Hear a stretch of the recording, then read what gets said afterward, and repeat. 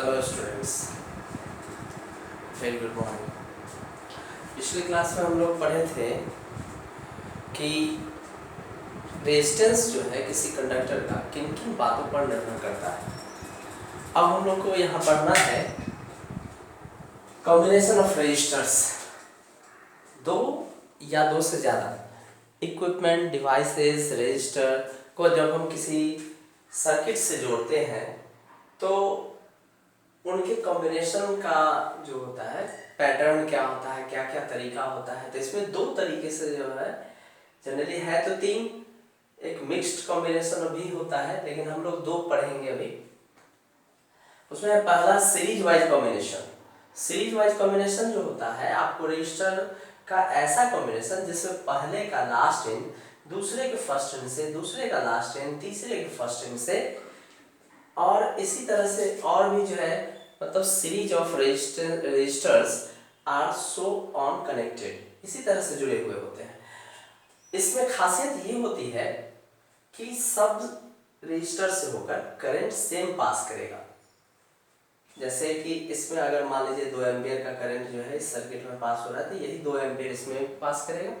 इसमें भी intensity of current यानी कि intensity of current through the second resistor will be same 2 ampere and the third one for third one also 2 ampere.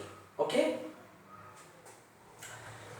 तो इस चीज को आप थोड़ा दिमाग में रख लीजिए कि सीरीज वाइज कॉम्बिनेशन रेजिस्टेंस का वैसा कॉम्बिनेशन होता है जिसमें पहले रेजिस्टर का लास्ट इन दूसरे के फर्स्ट से, दूसरे का लास्ट इन तीसरे के फर्स्ट से and so on a channel of resistors are connected. यहाँ तीन को ही लेकर के डिमॉन्स्ट्रेट किया गया, कोई बात नहीं, यहाँ लिखा भी है, इसको डिफाइन करके हम यहाँ लिख दिए।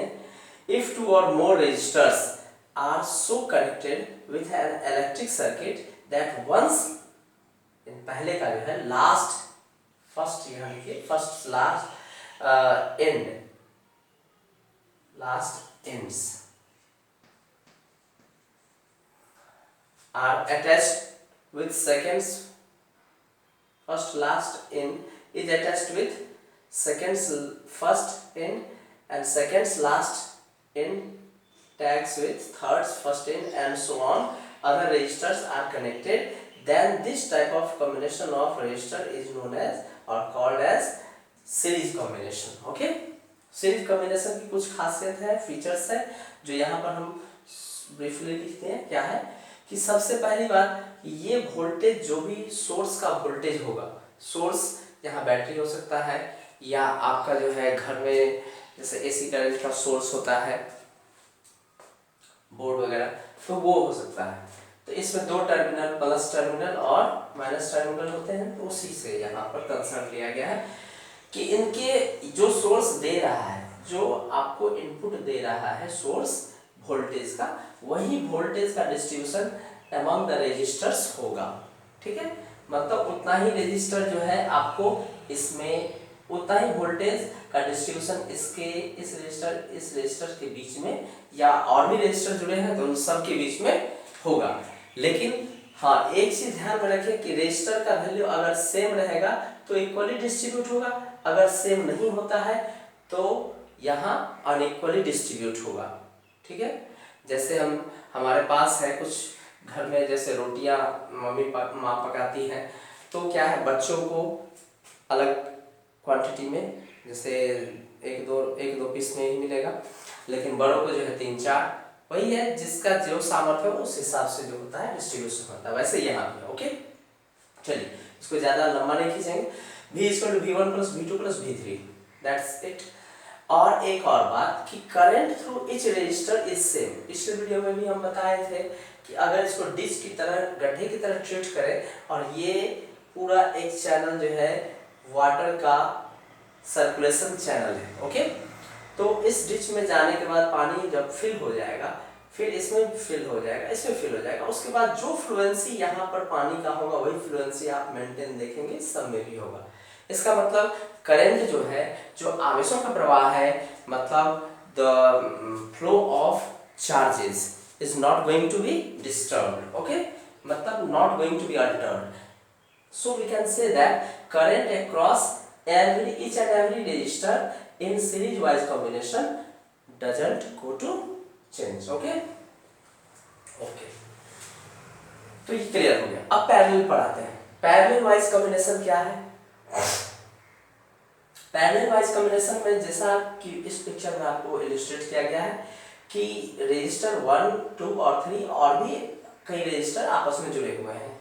इन सब का एक फर्स्ट एंड जो है सोर्स के एक टर्मिनल से और दूसरा एंड सोर्स के दूसरे टर्मिनल से जुड़ा हुआ होगा। ठीक है, तो ऐसे कॉम्बिनेशन को हम लोग कहते हैं क्या? Parallel combination. पैरेलल कॉम्बिनेशन में खासियत ये है कि इसमें धाराएं बढ़ जाती है। जैसे कि मान लीजिए मेन स्ट्रीम है, वाटर स्ट्रीम है, वाटर करंट स्ट्रीम है, यहाँ 3 चैनल में इसको ब्रेक किया गया है।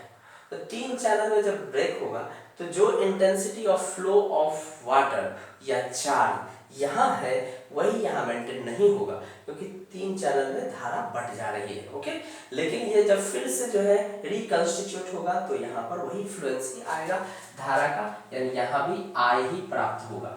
ठीक है, इस आधार पर on behalf of this phenomenon we can say that I is equal to I1 plus I2 plus I3.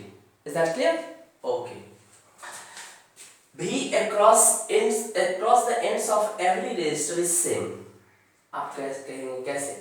इसमें वोल्टेज जो होगा, यहाँ पर जो भी सोर्स का वोल्टेज V वोल्ट है वही V वोल्ट यहाँ मिलेगा, वही V वोल्ट यहाँ होगा, यानी इस दोनों एंड के।